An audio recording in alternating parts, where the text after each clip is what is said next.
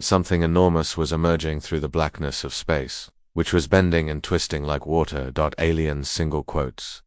Sensors in hyperspace on 17 separate worlds yelled warnings into the night. After 50 years of conflict, battle fleets abruptly stopped shooting at every ship, every station, and every the sector's listening post focused on the same location in a vacant area. Captain Jake Morrison experienced the well-known tremor as the enormous human warship, the USS Liberty, emerged from hyperspace. Showed up in a burst of blue light, its entire silver shining against the Jake, who had gray hair, stood on the bridge with his hands steady on the command rail. Despite his hair and weary eyes, he spoke calmly and said, "Report, Lieutenant." As data filled the panels, Commander Lisa Grant glanced up from her station and swiftly manipulated the controls. "I'm reading 3 different battles and huge fleet moves around her, Captain. Groups, all observing us as they depart from their prior engagements." Jake nodded. Earth had been observing this region of space, the Vega, for 50 years. 3 alien cultures battled each other for worlds, and the sector was always at war. The Zephyrians resembled enormous insects with ships, replete with resources and old grudges that no one could recall beginning. The Nereids were from water worlds and constructed their ships like flowing waves of metal, and they swarmed like enraged bees. The ships of the Crystalline Empire were made of living stone that glistened with inner. All 3 races, even light, were hazardous and had been murdering one another for after decades. The 3 of them were looking at the human ship that had entered their domain when a different voice said, "Sir." The head engineer, Pete Jackson, approached from the other side of the bridge holding a tablet. Pete was a large man with robust arms from years of experience working on ship engines, and the new hyperspace drive is operating flawlessly. As the scientist had predicted, we completed the jump from Earth in half the time. Jake grinned. "Well done, Pete. How are our defenses?" "Superior to the good captains. Our weapons are charged and prepared, and our energy shields are operating at maximum capacity." Sir Pete's voice lowered as he said, "The aliens are attempting to scan us, but our new hull coding prevents their sensors from. They were merely a huge metal enigma that had been the Earth's intention for decades. Human scientists had seen every combat documented in order to investigate these aliens. The aliens had no idea what these 3 races were capable of, but they had thoroughly examined every strategy." Incoming transmissions were announced by Lisa Grant, the human, from her station captain. "The transmissions from all 3 ships attempting to reach us are in their native tongues, but our translation computers, when you're ready, put them through," Jake remarked, turning to face the main panel that displayed the locations of the alien fleets: blue for the Nereids, red dots for the Zephyrians, green for the Crystalline Empire. Hundreds of ships were now pointing in the direction of the one white dot that stood. First message on the Liberty was delivered in a clicking, buzzing voice. That as the Zephyrian commander said, "Unknown vessel you have entered." Translation showed on the screen. The second message, "Identify yourself or be destroyed," was earther than water cascading over rocks. The words of the Nereid admiral seemed to would like to greet you on this odd ship, but we don't know what it is. Talk to your leaders. The third message was different since the Crystalline Empire used voices instead of the computer-translated phrases that appeared as glowing symbols into new presence-detected technologies and unknown. Request data. Expected to be a peaceful trade, until demonstrated differently.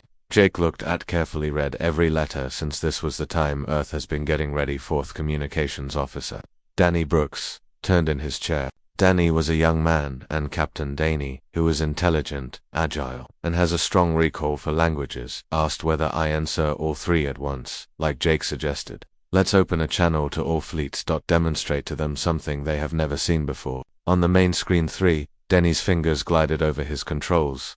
Separate windows opened, and the Zephyrian saw an alien visage in each of them. The Nereid has compound eyes that reflected the lights of its bridge, resembling a human-sized prey. Mantis, the crystalline creature, resembled living rock with gems for eyes, with smooth blue skin and gills on either side of its neck. 3 extraterrestrials gazed at Jake as he advanced, and Commander Amy Foster shifted to stand by him. Was a woman with short brown hair who served as the ship's first officer. Her composed demeanor remained constant through Theather's odd circumstances.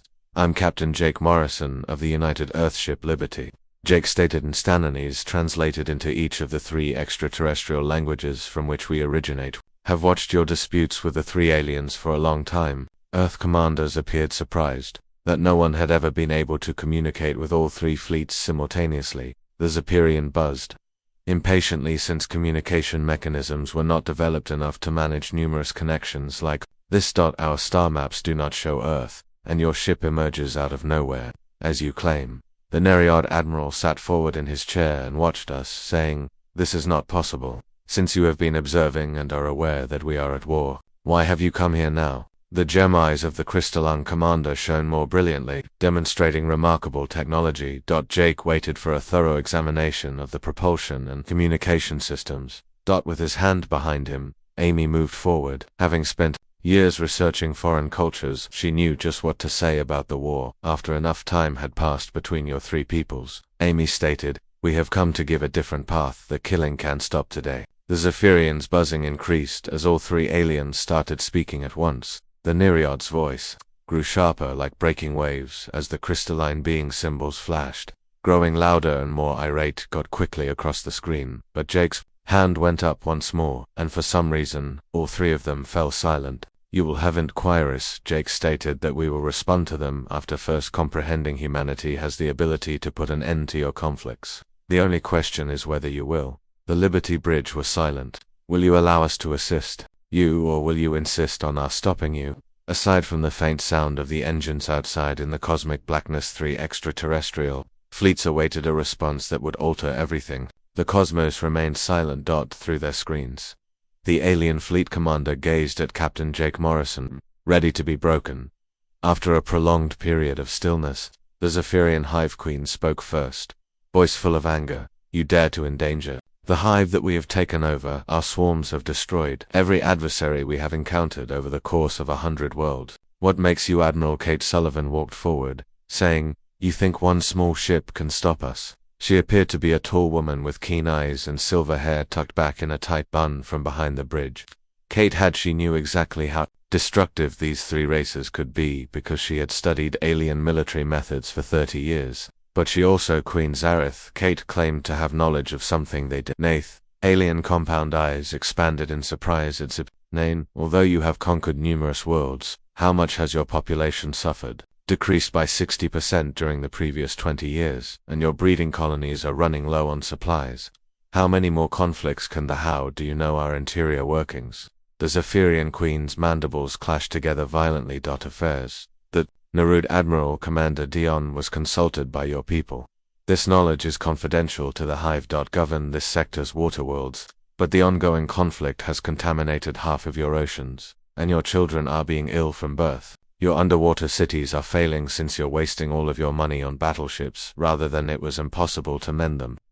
As the blue-skinned Nereid's gills flapped with shock, only the High Council is aware of the state of our globe. At last, Kate glanced at the crystalline Empire Commander entity. Your people in Prism 7 construct ships out of living crystal, but the conflict has compelled your planet is growing hollow because you are harvesting your home mountains too soon. Won't be anything left to build new ships in 50 years. From the fast pulse of the Christacona being Gemi Sentinel Empire reports classified at the highest levels, with no known data source. Danny Brooks, the communications officer, glanced up from his station captain and asked, "Do humans possess this knowledge?" Jake quietly nodded after noticing enormous energy spikes coming from all three fleets as they powered up their weapon systems. This response was anticipated.